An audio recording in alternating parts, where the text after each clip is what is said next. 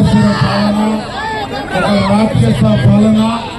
ఒక నియంతృత్వ నిరంకుశత్వ పాలనకు చర్మగీతం పాడినటువంటి రోజు ఈ రోజు. ఏదైతే ఆ రోజు ఇక భారతదేశం నుంచి తెల్లదొరలు ఏ రకంగా అయితే ప్రారంభమయ్యారో అదేవిధంగా మరొక స్వతంత్ర ఉద్యమం మాదిరిగా ఆంధ్రప్రదేశ్ రాష్ట్రంలో ప్రజా ఉద్యమం జరిగి ఈవేళ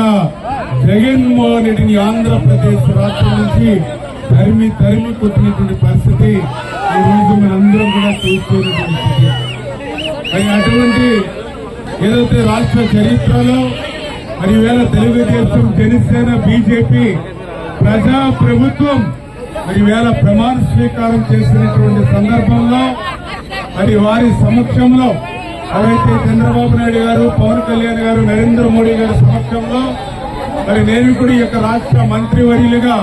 ప్రమాణ స్వీకారం చేసి మరి ఈరోజు పాలకొల్లు విచ్చేస్తున్నప్పుడు అటు నరసాపురం దగ్గర నుంచి దారి పొడవునా కూడా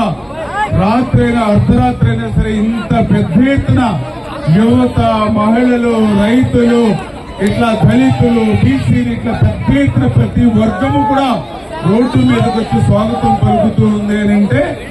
ఈ 5 సంవత్సరాల జగన్మోహన్ రెడ్డి పాలనలో మరి ఏదైతే జాబ్ క్యాలెండర్ లేక, డిఎస్సీ లేక మరి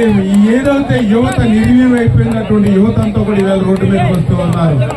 అదేవిధంగా ఎవరైతే రైతు వ్యతిరేక విధానాలతో పంట పండించలేమనేటువంటి క్రాప్ హాలిడే తీసుకుంటున్నటువంటి వరి ఆక్వా రైతాంగం ఇవాళ పెద్ద ఎత్తున ఇవాళ రోడ్డు మీదకి వచ్చి కొత్త ప్రభుత్వానికి ఇవాళ స్వాగతం పలుకుతున్నటువంటి పరిస్థితి